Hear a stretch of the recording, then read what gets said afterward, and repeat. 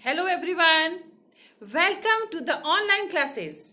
Today we shall study the first chapter of Supplementary Reader Vistas. The name of the chapter is The Third Level, written by Jack Finney. The modern world is full of insecurity, fear, war, worry and stress. There are two main ways in which we attempt to overcome them. बच्चों, ये दुनिया बहुत ही असुरक्षा से, fear, भय से, war, worry and stress से भरी हुई है और इसमें दो तरीके हैं जिससे हम इनसे ओवरकम हो सकते हैं, इससे निकल सकते हैं. First, be realistic and pragmatic. We must realize the realities and facts. We must accept bitter truth, however painful it is. पहला तरीका है यानी हम सत्य को पहचाने. हमारा जो रियलिटीज हैं, जो वास्तविकताएं हैं, वो चाहे कितनी भी कड़वी हों, हमें उसको स्वीकार करना होगा, चाहे वो कितनी ही दर्दनाक क्यों ना हो. We must make efforts to overcome the circumstances in which we live. हमें क्या करना है? उन परिस्थितियों से ओवरकम करना है जिसमें हम रहते हैं, जो हमें क्या देती हैं? स्ट्रेस देती हैं, इनसिक्योरिटी देती हैं और फेयर देती हैं. If forces against us are heavy, dominant and powerful, we must be flexible and pragmatic. यानी कि वो शक्तियां जो हमारे विरुद्ध हैं, वो कितनी ही डोमिनेंट हैं, कितनी ही पावरफुल हैं, हमें बहुत ही तोड़ने की कोशिश कर रही हैं, तो हमें कैसा होना पड़ेगा? हमें फ्लेक्सिबल एंड pragmatic होना पड़ेगा. We must learn to fight against the forces that hinder our growth. हमें उन शक्तियों से लड़ना होगा जो हमारी ग्रोथ को रोकते हैं. Adaptation to circumstances is the key to success. यानी कि अपनी परिस्थितियों के साथ एडेप्टेशन करना ही सफलता की कुंजी है. सेकेंड, escape from reality, यानी कि वास्तविकता से भागना. We may develop some hobby like stamp collecting, gardening, painting, photography, coin collection and reading etcetera. हम कोई एक हॉबी डेवलप कर सकते हैं, जैसे कि स्टैम्प कलेक्टिंग है, गार्डनिंग है, पेंटिंग है, फोटोग्राफी है, कॉइन कलेक्शन और कुछ भी. और ये जो हॉबी है, our hobby gives us a temporary refuge from reality. तो हमारा ये जो हॉबी है, ये कुछ समय के लिए हमें उस हमारी कड़वी जो वास्तविकता है उससे छुटकारा दिलाएगी और हमें थोड़ा सा आनंद प्रदान करेगी.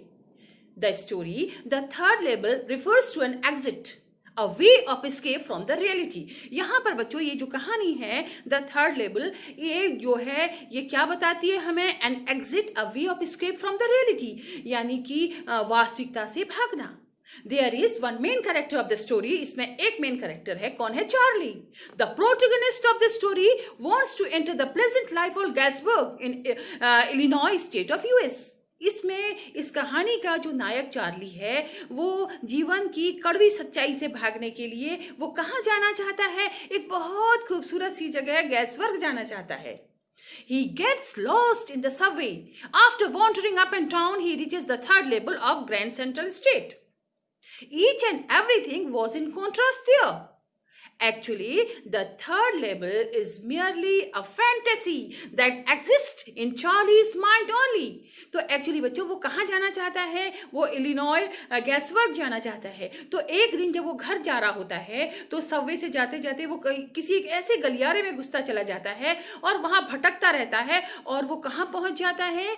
वो ग्रैंड सेंट्रल स्टेशन के तीसरे तल पर पहुंच जाता है, जबकि तीसरा तल वहां है ही नहीं. Actually, the third level is merely a fantasy that exists in Charlie's mind only. ये एक्चुअली बच्चों ये जो तीसरा तल है, ये चार्ली की फैंटेसी है. ये केवल कहाँ एग्जिस्ट करती है? In the mind of Charlie's mind. कहाँ पे? चार्ली के दिमाग में एग्जिस्ट करती है. It is his escapist fantasy. ये इसकी पलायनवाद की फैंटेसी है. Let's overview the chapter. There are two levels at the Grand Central Station, New York. But Charlie, the protagonist of the story, asserts that there is third level also. तो New York grand central station में 2 तल हैं, लेकिन Charlie को लगता है कि वहां पर तीन तल हैं. He uses the third label to escape from the unpleasant life of New York to the pleasant life of Galesburg, Illinois. असल में बच्चों वो न्यूयॉर्क की लाइफ उसको अनप्लेजेंट लगती है और वो कहाँ जाना चाहता है? गैल्सबर्ग जाना चाहता है. There are two labels at the Grand Central Station, New York. Grand Central Station, New York में दो तल हैं. But Charlie says that there are three because he had been on the third level of the Grand Central Station. लेकिन क्या Charlie कहता है नहीं, वहां पर तीन तल हैं और मैंने वहां गया हूं, मैंने उसको देखा है. His psychiatrist friend Sam said it was a waking dream, wish fulfillment. Charlie is unhappy, therefore he wants to escape. तो उसका मनोवैज्ञानिक मित्र सैम कहता है कि ये तो इसका क्या है, एक दिवा स्वप्न है, क्योंकि ये अपनी वर्तमान जिंदगी से ये नाखुश है, इसलिए ये कहाँ जाना चाहता है? ये गैल्सबर्ग जाना चाहता है. तो ये वास्तविकता में एग्जिस्ट नहीं करता है. उसका फ्रेंड कहता है कि ये इसकी खाली एक सोच है, इसकी एक फैंटेसी है. Charlie says everybody wants to escape, but they don't wander down into any third level at the Grand Central Station. इस पर चार्ली कहता है कि ऐसे तो बहुत से लोग पलायन करना चाहते हैं, वास्तविकता से भागना चाहते हैं, तो हर कोई को तो ऐसा महसूस नहीं होता है.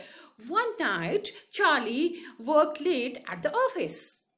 He was in a hurry to get home to his wife Louisa. तो एक शाम को वो काफी देर तक काम करता है और उसको घर जाने की जल्दी होती है अपनी वाइफ के पास जाने के लिए. He decided to take the subway from Grand Central Station. He turned into Grand Central Station from Vanderbilt Avenue. तो वो अपने घर को जा रहा है और सबवे से होते हुए जल्दी से जल्दी वो घर पहुंचना चाहता है. Then Charlie went to the first level and thereafter the second level. तो वो सबवे में जाता है, वहां से अपने घर को जाना है उसको, तो वो एक तल में जाता है, उसके बाद दूसरे तल में जाता है. तो वहां पर कितने तल एग्जिस्ट करते हैं? दो तल एग्जिस्ट करते हैं. Charlie moved quickly into an arched doorway heading for the subway and got lost.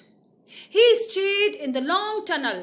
Anyhow, he came out of the tunnel and reached the third level. तो वो थोड़ा सा फिर उसके बाद जब वो जाता है तो एक टनल सुरंग में कुछ भटक सा जाता है और भटकते भटकते वो कहाँ पहुंचता है? वो तीसरे तल में पहुंच जाता है. तीसरा तल है ही नहीं. It was quite different from the first and the second level. तो ये जो तीसरा तल है ये पहले और दूसरे तल से बिल्कुल डिफरेंट है. क्या डिफरेंट है? There was no electricity. There were open flame gas light. There were intersections of place and time. The train from Galesburg left from there. When Charlie was there, it was the year 1894. Dresses of the people were different. The currency was old style. The locomotive was very small. तो ये सारे changes हैं. जब वो तीसरे तल में जाता है तो ये सारे उसको कुछ अलग सी विचित्र सी चीजें दिखती हैं, क्योंकि बच्चों एक्चुअली वो कहाँ जा रहा है? The year 1894. वो पास्ट में चला गया है, वो 1894 में चला गया है. क्या कोई इंसान पास्ट में जा सकता है? लेकिन यहां पर उसका माइंड सेट क्या हो रहा है कि वो 1894 में चला गया है. Charlie could not buy ticket to Galesburg on account of present currency. लेकिन वर्तमान का जो धन उसके पास है उससे वो पास्ट की टिकट नहीं खरीद सकता है. Galesburg was a wonderful town. It had big old frame houses, huge lawns and very large trees. The life was pleasant and peaceful. Charlie bought old money for $300, but he never found the corridor leading to the third level. तो बच्चों गैल्सबर्ग एक बहुत सुहावनी सी सुंदर सी जगह है. अब उसके बाद चार्ली वापस जाता है, अपनी प्रेजेंट करेंसी को पास्ट की करेंसी में वो कन्वर्ट करता है, लेकिन उसके बाद चार्ली को वो तीसरा तल कभी भी नहीं मिलता है. His friend Sam Wiener, the psychiatrist, was a city boy. He could find the third level. He wrote a letter to Charlie that he had found the third level and was there for 2 weeks. He asked Charlie and Louisa to come to Galsburg. He encouraged them to keep looking till they found the third level. तो उसका जो psychiatrist दोस्त है, कौन है बच्चों? वो Sam Wiener. उसको वो तीसरा तल मिल जाता है और एक दिन उसको एक लेटर मिलती है। किसको? चार्ली को। वो लेटर किसने लिखी है? सैम वीनर ने लिखी है। और वो कहता है कि मुझे तो तीसरा तल यहाँ मिल गया और मैं कहाँ पहुंच गया हूँ? मैं गेल्सबर्ग पहुंच गया हूँ और ये बहुत ही सुंदर सी, शानदार सी जगह है और तुम लोग भी इसकी खोज करते रहो और यहाँ आ जाओ। The letter was first day cover. बच्चों, वो जो चिट्ठी उसको मिली चार्ली को, सैम वीनर की, वो फर्स्ट डे कवर था। Do you know what is first day cover? Okay, I will tell you. First day covers are letters that stamp collectors collect on the day when a new stamp is issued. Stamp collectors buy those stamps, stick them on the letters and post them to their own address. When this letter reaches their home with the postmark and the date, they preserve it in their collection. तो बच्चों, ये जो first day cover है, ये असल में क्या होता है? जब कोई नया डाक टिकट जारी होता है तो ये जो स्टैम्प कलेक्टिंग करते हैं, कलेक्टर्स होते हैं, ये क्या करते हैं? उस टिकट को खरीद लेते हैं और उसको एक लिफाफे में चिपका के अपने ही एड्रेस पर उसको पोस्ट कर देते हैं। उसके अंदर एक कागज रख सकते हैं, कोई खाली कागज, और पोस्ट। तो उस दिन वो फर्स्ट डे ही वो स्टैम्प जो है वो इशू हुआ है तो उसमें क्या लग जाएगी? डाक खाने की मोहर लग जाएगी और उसमें फर्स्ट डे कवर की भी मोहर लग जाएगी। और उसके बाद ये लोग जो टिकट के संग्रहकर्ता होते हैं वो उसको अपने संभाल के रख लेते हैं। तो अब बच्चों, वो मोहर लग गई। अब आप पूछोगे कि सीधे टिकट खरीद के रख क्यों नहीं लिया?